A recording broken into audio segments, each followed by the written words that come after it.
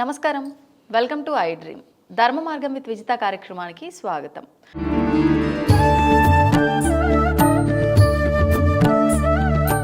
ప్రస్తుతం మనతో పాటు ఉన్నారు వేద పండితులు పవన్ కుమార్ శర్మ గారు. వారితో మాట్లాడే ముందు మీ అందరికీ కూడా సంక్రాంతి పండుగ శుభాకాంక్షలు. నమస్కారం అండి. శ్రీమాత్రే నమః.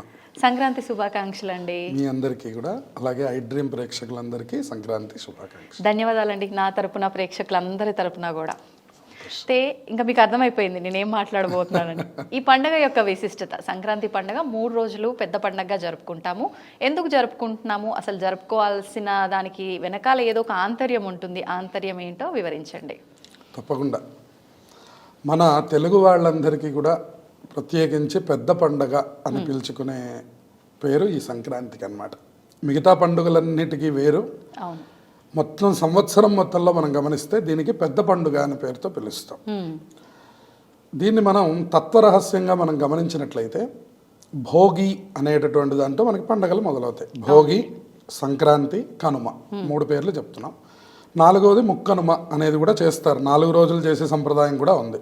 అంటే కనుమ రోజు చేసిన తర్వాత ముక్కనుమ రోజు కదలరు, మళ్ళీ ఊళ్ళల్లోనే ఉండి ముక్కనుమ ప్రయాణానికి పనికిరాదు అని చెప్పని ఆ కనుమ తరువాత రోజు ప్రయాణాన్ని చేయరు. అంటే కనుమ రోజు కాదు ప్రయాణం చేయకూడదు, ముక్కనుమ రోజు ప్రయాణం చేయకూడదు.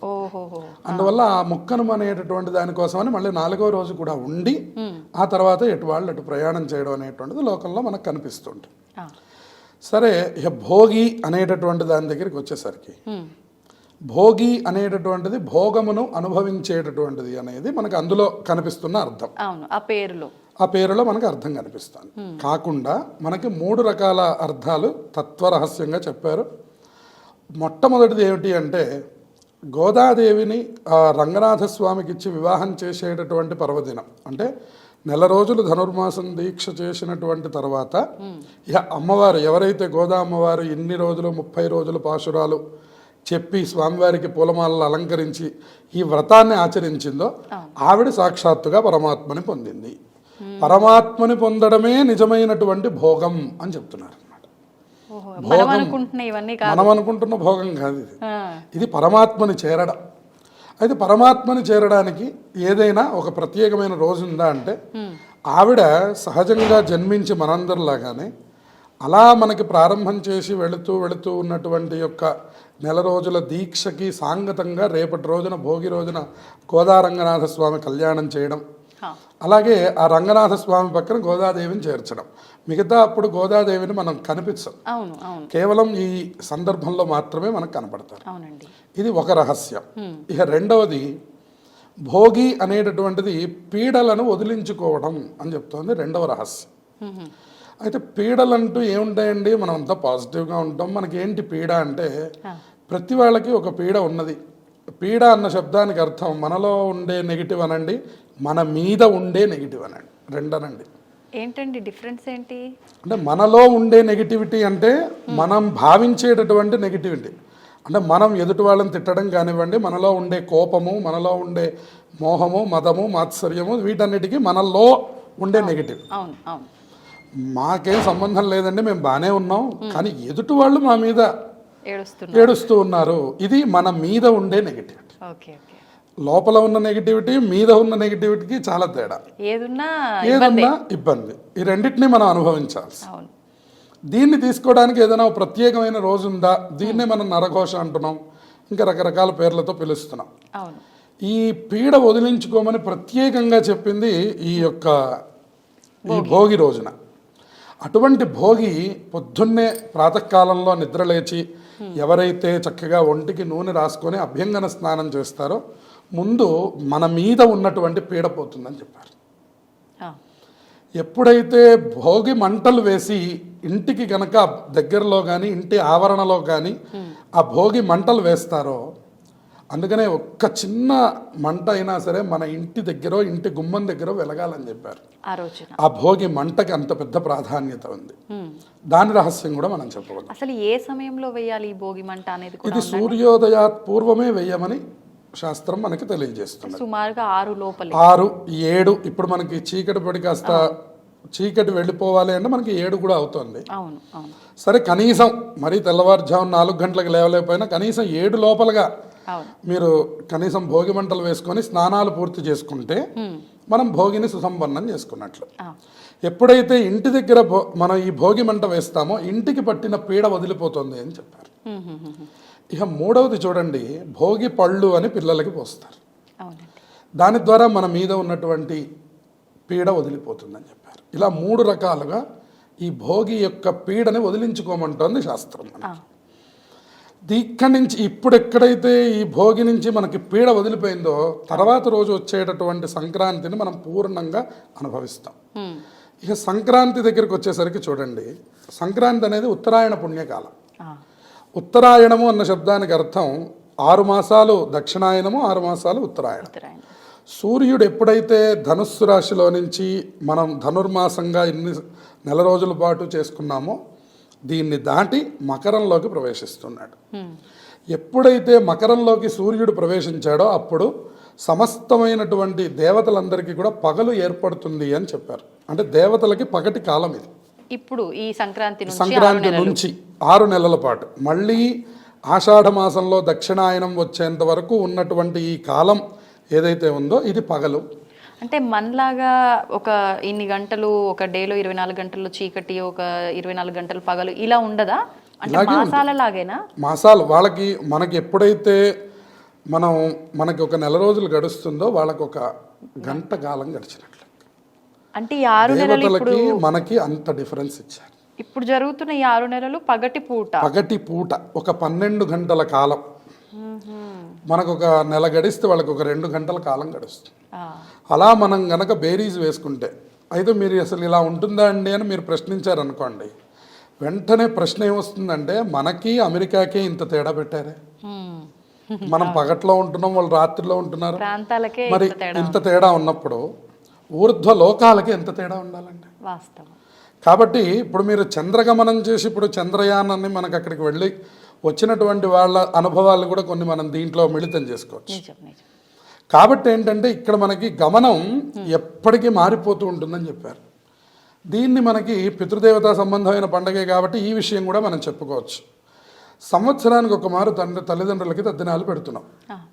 అయితే అది ఎలా సాధ్యం అండి అంటే సంవత్సర కాలం మనకు గడిస్తే వాళ్ళకి ఒక్క రోజు గడుస్తుంది. అందుకని సంవత్సరానికి ఒకసారి తద్దినం వచ్చి అంటే ఇంకా ప్రతిరోజు ఆచరిస్తున్నట్టే అంటే వాళ్ళ దృష్టిలో మనం ప్రతిరోజు ఆచరిస్తున్నట్టు, మన దృష్టిలో మనం ఇంకా భూమి మీదే ఉన్నాం కాబట్టి కరచరణాదులతో మనం ఉన్నాం కాబట్టి పితృలోకానికి మనం ఉండే మనుష్య లోకానికి ఉన్నటువంటి తేడాన్ని గమనించుకుంటే ఈ రెండిటికి సంవత్సర కాలం వ్యత్యాసం ఉందని చెప్పాడు. అందుకని ఈ పితృదేవతలకి ఉండేటటువంటి యొక్క కాలమానానికి దేవతలకి మనకి ఉండేటటువంటి కాలమానానికి అలాగే మనకి ఇక్కడ లోకల్లో కూడా మనం అనేకమైనటువంటి కాలమానాలు, పగలు రాత్రి, మనకి పగలైతే వాళ్ళకి రాత్రి, వాళ్ళకి రాత్రి అయితే మనకి పగలు, ఇట్లా మనం అనేక మార్పులు చూస్తున్నాం. ఇప్పుడు మనకి సూర్య భగవానుడు ఎప్పుడైతే మకర రాశిలోకి ప్రవేశించాడో అప్పుడు మనకి ఏమైపోయింది అంటే ఆ దేవతలందరికీ కూడా పగలు ఏర్పడాయి. పగలు వచ్చేసరికి దేవతల దగ్గర నుంచి అందరూ యాక్టివేట్ అవుతారు, అంతే కదండి. పగలు కాగానే మనం అందరం ఫ్రెష్ అవుతాం, ఇవాల్టి కార్యక్రమాలు ఏంటి అని మొదలు పెట్టినట్లుగా దేవతల సైతం కూడా ఉత్తరాయణం వచ్చేసరికి అప్పటి వరకు ఉన్నటువంటి ఈ తపఃకాలం ఏదైతే ఉందో దక్షిణాయనం అంతా తపస్సు చేయమన్నాడు. అందుకే మనకు కార్తీక మాసం ఉపవాసాలుండి రాత్రిపూట చేయడం, అలాగే ధనుర్మాసం ఇది తెల్లవారుజామున పూర్తి చేయండి అనడం, ఇవన్నీ మనకి సుమారుగా రాత్రికి సంబంధించినటువంటి యొక్క ఉపాసనలే ఎక్కువ ఇచ్చారు. ఆశ్వీజ మాసంలో చేసే నవరాత్రులు కానివ్వండి అన్నీ కూడా మీకు రాత్రికి సంబంధంగా. ఎప్పుడైతే మీకు ఇక్కడ ప్రారంభమైందో ఇక్కడి నుంచి మీకు అంతా పగలు కనపడుతుంటుంది. మీకు చూడండి రాత్రి సంబంధమైన పండగలు మనకి ఎక్కువ కనపడవు, మనకు అన్నీ కూడా ఉదయ సంబంధమైనటువంటి పండగలు కనపడడం, ఉదయం పూట కార్యక్రమాలు జరగడం, దీన్నే ఉత్తరాయణం అనడం.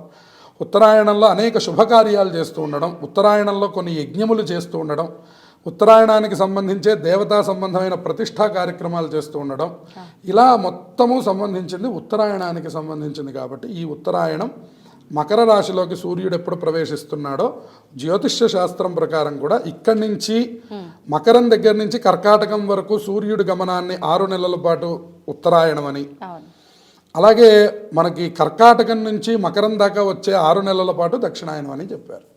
కాబట్టి ఎప్పుడైతే సూర్యుడు అందులోకి ప్రవేశించాడో అది అద్భుతమైనటువంటి సంక్రాంతి అన్నారు. సంక్రాంతి అన్నదానికి అర్థం ఏం చెప్పారంటే చక్కనైనటువంటి కాంతి కలిగినటువంటిది. సూర్యుడు అంటేనే ప్రకాశం. ప్రకాశం. సమ్ అన్న శబ్దానికి బాగా అనే అర్థం, అంతే కదండి. అవును. మనం ఏదైనా బాగుంది అని అనుకున్నప్పుడు మనం దాన్ని సమ్ అనేటటువంటి పేరుతో చెప్తూ ఉంటాం అన్నమాట మనం. అట్లాగే శుభప్రదం, బాగా ఉంది, శుభప్రదంగా ఉంది, చూడడానికి బాగుంది, వినడానికి బాగుంది అనుకున్నప్పుడు మనం శుద్ధమైనటువంటి గానం. ఉదాహరణకి గీతం అంటే పాట అని అర్థం, సంగీతం అంటే వినసొంపుగా ఉండేది అని అర్థం. ఇట్లా మనం కొన్ని పదాలు తీసుకోవచ్చు. ఇప్పుడు సంక్రాంతి అంటున్నాం. క్రాంతి అంటే వెలుగు అని అర్థం. సంక్రాంతి అంటే చక్కనైనటువంటి కాంతి. అయితే ఏమిటి చక్కనైన కాంతి? రోజు లేదా చక్కనైన కాంతి అంటే కాదు, ఇక్కడి నుంచి మొదలయ్యేటటువంటి కాంతి విశేషమైనటువంటిది. అందుకని మీకు ఇప్పటిదాకా రాత్రి కాలాన్ని ఎక్కువ ఇచ్చాడు. ఇప్పుడు చూడండి, మనకు తెల్లవారేసరికి 7 అవుతుందని ఇప్పుడే మాట్లాడుకున్నాం. ఇక్కడి నుంచి మారిపోతుంది. 5:30కే సూర్యోదయం అయిపోతుంది కదండి. ఇంకా రాను ఇక వెళ్తున్నటువంటి కాలం మాఘమాసం, పాల్గొన మాసం దాటిన దగ్గర నుంచి మళ్ళీ దక్షిణాయనంలోకి వెళ్ళేంత వరకు కాలం బాగా వేడి వైపుకు పయనం చేస్తుంది. ఈ కాలానికి సూర్యగమనానికి జ్యోతిష్య శాస్త్రకారులు అంత గొప్ప సంబంధాన్ని పెట్టారు. కాబట్టి ఎప్పుడైతే ఈ సూర్య భగవానుడు మకర రాశిలోకి ప్రవేశించాడో ఆ కాలాన్ని మీరందరూ సద్వినియోగం చేసుకోండి అని చెప్పింది. దాన్నే పెద్ద పండగగా చెప్పింది. ఎందుకంటే మనకి ప్రత్యక్ష భగవానుడు సూర్య భగవానుడు. ఇంకా తర్వాత పండగ మనకి కనుమ. ఇక కనుమ అనేటటువంటిది మనకి పశువుల పండగ అని చెప్పింది ధర్మశాస్త్రం. పశువుల పండగ, అలాగే పంటలకి సంబంధించినటువంటి పండుగ. అంటే ఇది ఈ కాలం మనకి పంటలు చేతికొచ్చేటటువంటి కాలం. ఇంతకాలం శ్రమించి మనతో పాటు, మనుష్యులతో పాటు పశువుల సహాయం లేకుండా, అంటే ఇప్పుడంటే మిషన్లు, ఇప్పుడంటే ట్రాక్టర్లు వచ్చాయి, కానీ ఇదివరకు పశువుల సహాయంతోనే అన్ని పండించేవాళ్ళు. కాబట్టి వాటికి కూడా అలంకారం చేసి వాటిని పూజించే రోజు కూడా ఒకటి ఉండాలి అని ఈ కనుమ అనేటటువంటి దాన్ని పశువుల పండుగగా చేశారు పల్లె ప్రాంతాల్లో. మరి ఇప్పుడు సిటీలో ఉంటాం కదండి, మాకేం పశువులు కనపడవు, మేమేం చేయాలనే ప్రశ్న వచ్చినప్పుడు కనుమ రోజు మినుము తినండి అనే ఒక నానుడి వాక్యంగా చెప్తారు. అంటే మినుము సంబంధంగా ఏదైనా ఆహారాన్ని స్వీకరించడం, ఇక మనకి మిగతా ఆహారాలన్నీ కూడా స్వీకరిస్తూ ఉండడం కనుమ ప్రత్యేకతగా మనకి చెప్తూ ఉంటారు. ఆ కనుమని కనుక ఒక పల్లె పండగగా మనం ఏర్పాటు చేసుకొని చక్కగా ఆ రోజును కూడా ఎవరైతే మనదంతా సనాతన సంప్రదాయం ఎప్పుడు కూడా శ్రమకి సంబంధించి, అందుకే మనకి నినాదంలో కూడా జవాన్ కిసాన్ అని 2 మనం పెట్టుకున్నాం. జై జవాన్ అంటాం, జై కిసాన్ అంటాం. ఇప్పుడు ఈ కిసాన్ అనేటటువంటిది లేదనుకోండి, మనకు ఆహారం ఎక్కడి నుంచి అందుతుంది? అందువల్ల వాళ్ళకి సంబంధించినటువంటిది అంటే అది మన పండగే అని అర్థం. అలాగే అంటే మరి వాళ్ళు పండించింది తింటున్నప్పుడు వాళ్ళ పండగను కూడా మనం ఎలా చేసుకోవాలి? చూడండి, మహారాష్ట్రతో సంబంధంగా మనకు కావాలంటే మనం మెహందీ తెచ్చి మన దగ్గర పెట్టుకున్నాం. ఇట్లా మనం అన్ని ప్రాంతాలని కలుపుకు వెళ్ళిపోయే మన సంప్రదాయంలో ప్రతి పండగని మనదే అని ఆచరిస్తూ ఉంటాం అన్నమాట. ఇప్పుడు హోలీ మన దగ్గర ఉందా పండగ? మనకి తెలుగు వాళ్ళకి హోలీ అనే పండగ లేదండి, కానీ మనం తెచ్చి పెట్టుకున్నాం. మనం హోలీ కూడా చేసుకుంటాం. రాఖీ అనేటటువంటి పండగ మన దగ్గర ఉందా? లేదండి, అటుపక్కన ఉంది, అది తెచ్చి మన దగ్గర పెట్టుకుంటాం. ఇలాగే కనుమ అనేటటువంటి పల్లె పండగని కూడా తెచ్చి పెట్టుకొని సిటీలో ఉన్నా సరే మన పిల్లలకి తెలియజేసి మనం కనుక ఆచరిస్తే భావితరాలకి తెలుస్తాయి. కనుమ అంటే ఏదో తినడమే పని అనేటటువంటిది కాకుండా, ఓహో ఇది కనుమ అంటే ఇది ఒక పశువుల పండగ. ఇది వరకు పశువుల్ని బాగా అలంకరించి ఆ రోజు వాటికి ఇష్టమైన ఆహారాన్ని వాటికి అందించి వాటిని చక్కగా అలంకరించి వాటిని చూసుకొని ఆ రోజు ఆ పై రోజు ప్రయాణం లేదు అని చెప్పేవారు. ఎందుకంటే ప్రయాణం కూడా పశువులతోనే ఉండేది అప్పట్లో, గుర్రబక్కీలు, అందుకని ప్రయాణం లేదు. వాటికి ఇబ్బంది పెట్టదు, వాటికి సెలవు రోజు. మనం ఎట్లయితే సెలవు రోజు వర్క్ చేయమో అవి కూడా వాటికి సెలవు రోజుల్లో అవి వర్క్ చేయవు. అందువల్ల పశువులు లేవు కదా అని చెప్పని ఆ ప్రయాణాన్ని నిషేధం చేశారు ఇది వరకటి కాలంలో. కాబట్టి ఇప్పుడు ఈ కనుమ అనేటటువంటిది పశువుల పండుగగాను అలాగే మనకి దీనిగాను వాడుకోవాలి. ఇలా మనం తత్వరహస్యంగా కనుక మనం ఈ 3 రకాల పండుగల్ని చూసుకుంటే ఒక్కొక్కటి ఒక్కొక్క అర్థాన్ని ఇస్తుంది. ఇక సంక్రాంతి అనేటటువంటిది ముఖ్యమైన పండుగ. ఆ రోజుల్లో మనం సంక్రాంతి అనేటటువంటి మాట అన్నప్పుడే మనకి పితృదేవతల యొక్క పండగ అనేటువంటిది కూడా కనపడుతుంది. అంటే ఎవరికైతే తల్లిదండ్రులు లేరో వాళ్ళు చక్కగా ఆ పితృదేవతలను ఉద్దేశించి బట్టలు పెట్టుకోవడం, అట్లాగే పితృదేవతలకి తర్పణాలు విడిచిపెట్టుకోవడం, బ్రాహ్మణులకు స్వయం పాకాది దానములు చేయడం, విశేషంగా బూడిద గుమ్మడికాయని దానం చేయడం, ఆ తర్వాత నువ్వులు, బెల్లం, అలాగే బియ్యము ఇట్లాంటి పదార్థములు కనుక దానం చేసినట్లయితే వాళ్ళ ఇంట్లో అపమృత్యు బాధలు పోతాయి. అలాగే సంవత్సర కాలము కూడా దీర్ఘమైనటువంటి ఆరోగ్యం కలుగుతుంది. అలాగే సమస్తమైనటువంటి కోరికలు నెరవేరుతాయి అని ఈ సంక్రాంతి విశేషంలో తెలియజేశారు. అయ్యా మాకు తల్లిదండ్రులు అందరూ ఉన్నారండి, మీ కుటుంబం అంతా క్షేమంగా ఉన్నాం, మమ్మల్ని ఏం చేయమంటారు అంటే ఈ పుణ్యకాలంలో చక్కగా స్నానాన్ని ఆచరించి సత్యనారాయణ వ్రతాన్ని ఆచరించవచ్చు అని చెప్తున్నారు. ఏమిటి సత్యనారాయణ వ్రతం అంటే, మనం సత్యనారాయణ వ్రతం మహత్యంలో చెప్తారు. ఏమంటే ఎప్పుడు చెయ్యాలి అని నారద మహర్షి విష్ణుమూర్తిని అడుగుతాడు. అప్పుడు ఆయన చెప్పారు, మాఘేవా మాధవే మాసే కార్తికేవా శుభే దినే. మాఘమాసం కానీ, కార్తీక మాసం కానీ, వైశాఖ మాసం కానీ, ఇంట్లో శుభకార్యాలు జరిగినప్పుడు కానీ. అయ్యా మరి ఏదైనా తిథులు ఉన్నాయా ప్రత్యేకంగా అంటే, ఏకాదశ్యాం పౌర్ణమాస్యాం రవి సంక్రమణేపివా అంటారు. ఏకాదశి పౌర్ణమి మనందరికీ తెలుసు. ఈ రవి సంక్రమణేపివా అనే మాట మనం సహజంగా అంత వాడుకలోకి రాలా. రవి సంక్రమణం అంటే మనకి 12 రాశులు ఉన్నాయి, 12 సంక్రాంతులు ఉన్నాయి. 12 రాశుల్లోకి సూర్యుడు ప్రవేశించినప్పుడు మనం ఒక సంక్రాంతి, అదొక సంక్రమణం, ఒక సంక్రాంతి. అందులో మరి మకరానికి వచ్చేటప్పటికి ఏమిటండి అంటే స్వర్గద్వారములు తెరుచుకుంటాయి అని చెప్పారు. ఎప్పుడైతే మకర రాశిలోకి సూర్యుడు ప్రవేశించాడో అప్పుడు స్వర్గద్వారములు తెరుచుకుంటాడు. మనం చేసే పుణ్యాది విషయాదులన్నీ కూడా దేవతలు గ్రహిస్తారు. దాని ద్వారా ఈ మకర సంక్రమణానికి మరింత విశేషాన్ని ఇక్కడ ఇచ్చారు.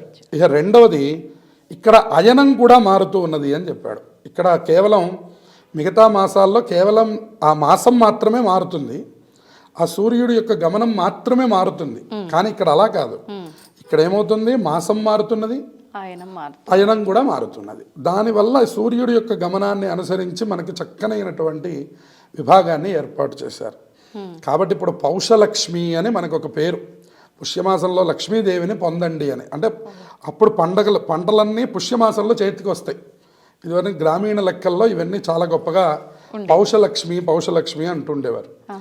ఈ లక్ష్మి వచ్చేటటువంటి సందర్భానికే అందరూ చక్కగా ఆ వరి కంకులతో కూడినటువంటి తోరణములు కట్టుకోవడం, ఇదంతా కూడా ఒక పల్లె పండుగ. ఈ పల్లెలే మనకి పట్టుకొమ్మలు. చూడండి, మనకి ఒక భూమికి సంబంధించిన ప్రకృతి మార్పులు తెలుసుకోవాలన్నా, ఇట్లాంటి పండగలకి సంబంధించినటువంటి చక్కటి సంస్కృతిని తెలుసుకోవాలన్నా మనకి పల్లెటూళ్ళల్లోనే బాగా తెలుస్తుంది. అయితే మన సిటీలో ఏం చేయగలమంటే మనకి వీలున్నంతలో మనం ఇట్లాంటివి చేసుకొని, నేను చెప్పినట్టుగా సత్యనారాయణ వ్రతం రవి సంక్రమణంలో చేయమన్నారు కాబట్టి చక్కగా శుభం కోసం ఇంట్లో అందరూ సత్యనారాయణ వ్రతం చేసుకుంటూ, అలాగే మన చుట్టుపక్కల వాళ్ళతో ఈ సంక్రాంతి పర్వదినాన్ని చక్కటి ఆనందంతో అనుభవించడం.